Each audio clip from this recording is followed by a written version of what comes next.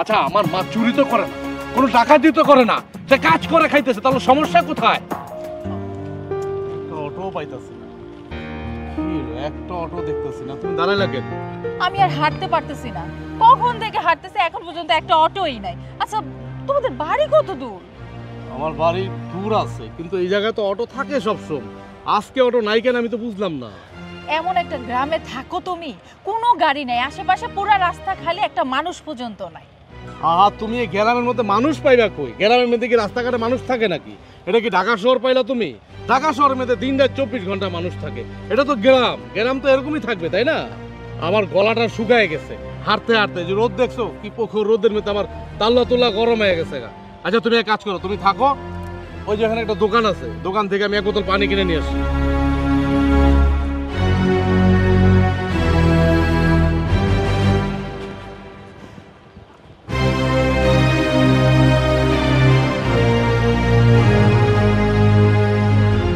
একটা অটো, এই অটো যাবা?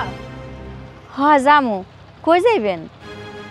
ওই যাবো, জায়গার নামটা তো জানি না আসলে। এটা আমার হাজবেন্ডের গ্রাম, আমার হাজবেন্ডের পিপাসা পাইছে তো এক বোতল পানি আনতে গেছে, ও আসলে না হয় বললো। আচ্ছা আপনি ওইটা বসেন, উনি আসলে নিয়ে যামুনে। আচ্ছা। আরে ফিতাটা আবার খোলা। আচ্ছা শোনো, আমার জুতার ফিতাটা না খুলে গেছে, আমার 2 হাতে তো ব্যাগ, আমি তো ফিতাটা বাঁধতে পারবো না, তুমি একটু এসে আমার জুতার ফিতাটা বেঁধে দাও তো।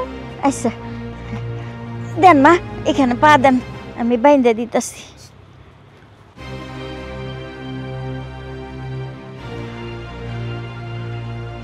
তুমি এই জায়গায় চলে আসছো, আমি তোমার তন্ন তন্ন করে খুঁজলাম ওই জায়গায়।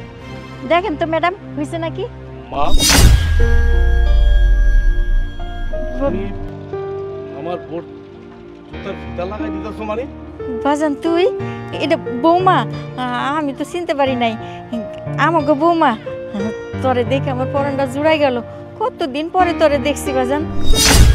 মা মানে? এই এই মহিলাটা এসব কি বলতেছে? মা, তোমার মা অটো চালায়? হ্যাঁ, আমার মা অটো চালায়। তার আগে বলো, তুমি আমার মায়ের দিয়া কেন জুতার ফিতা বাঁধতেছো? আরে আজব তো, আমি কি জানতাম নাকি এই অটোলি হচ্ছে তোমার মা? আর তুমি একজন অটোলির ছেলে, তুমি আমাকে আগে কেন বললা না? তুমি আমারে ঠকাইছো, চিট করে তুমি আমারে বিয়ে করছো, তুমি আমারে কেন কও নাই যে তোমার মা একজন অটো চালক? আমি তোমার সাথে কোনো চিট করি নাই। শোনো, তুমি কখনো জানতে চাও না আমার মা কি করে, আর আমিও তোমাকে কখনো বলি নাই। আমি মানলাম কখনো তোমার আমি জিজ্ঞেস করি নাই তোমার ফ্যামিলি কি, তোমার মা বাবা কি করে, এর জন্য তুমি আমারে ঠকাইবা? তোমার মা যে অটো চালায় সেটা আমারে বলবা না? তুমি আমার বলার সুযোগ দিছো, তা আমি ভাবছি আমি তোমাকে বলবো বলবো করে আর বলা হয় নাই, এই জন্য তুমি মার সামনে আমার এবার অপমান করতে পারো তুমি? আর মা, আমি তোমার কতবার বলছি, ফোন করে আমি তোমার 1000 বার বলছি, মা তুমি আর অটো চালায়ও না চালায়ও না চালায়ও না। কেন চালাও? আমার কি টাকা পয়সা এখন কম আছে? অভাব আমার টাকা পয়সা, কেন তুমি চালাইতে গেছো? আজকে তুমি অটো যদি না চালাইতা তাহলে আমার ভূত এতগুলা কথা বলতে পারতো না আমাকে। আচ্ছা এখন যাওয়ার হয়েছে, এখন বাড়ি চল। না আমি বাড়ি যাবো না, আমি কিছুতেই মানতে পারতেছি না যে আমার শাশুড়ি সামনে একটা অটো চালক। আচ্ছা আমার মা চুরি তো করে না, কোনো ডাকাতি তো করে না, সে কাজ করে খাইতেছে, তাহলে সমস্যা কোথায়? সমস্যা তোমার না থাকতে পারে, সমস্যা আমার আছে, আমার তো একটা মান সম্মান আছে। সব তুমি কেন বোঝো না? আচ্ছা আমি কি, আমি ভালো একটা চাকরি করি না ঢাকা শহরে, ভালো আছি না, তাহলে তুমি আমার মাকে দিয়ে ঘুরে আসছো কেন? সে থাক না তার মতো করে। ঠিক আছে, আমি কখনোই তোমার মারে আমার শাশুড়ি হিসাবে পরিচয় দিতে পারবো না। আচ্ছা তোমার পরিচয় দিতে হবে না, আমার মাকে তোমার শাশুড়ি মানতে হবে না, এখন তুমি এখান থেকে চলো, এটা গ্রাম দেশ, তোমাকে এখানে কেউ না চিনতে পারে, আমাকে কিন্তু সবাই চিনে, মান সম্মানটা কিন্তু আমার মার যাবে, আমার যাবে। কি আমার মান সম্মানটা?